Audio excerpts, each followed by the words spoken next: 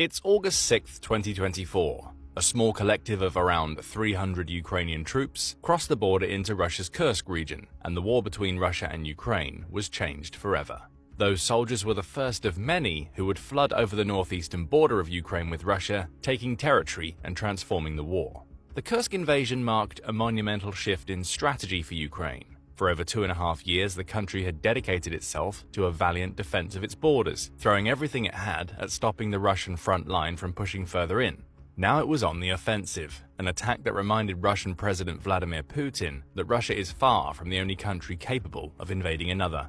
To say Putin was taken by surprise would be an understatement. Humiliated by the Kursk invasion, he had to face up to the fact that he had failed to protect his homeland while bombarding another country. Even as of this script's writing, 500 square miles of Kursk are still in Ukrainian hands, with Putin's promised response of 30,000 soldiers to repel the invaders either yet to materialize or being incapable of shifting the Ukrainians from their new position.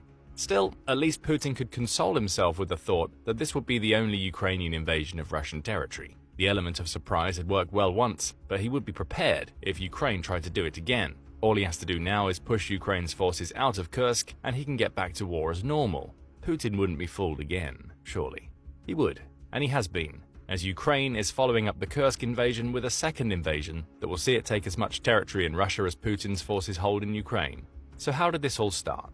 Reports started surfacing of an invasion into Belgorod on August 27, 2024, with multiple outlets appearing to confirm it had happened. One of those outlets was Times Radio, a British radio station hosted by the Times news media outlet, which invited former British military intelligence officer Philip Ingram onto the show to discuss the attacks.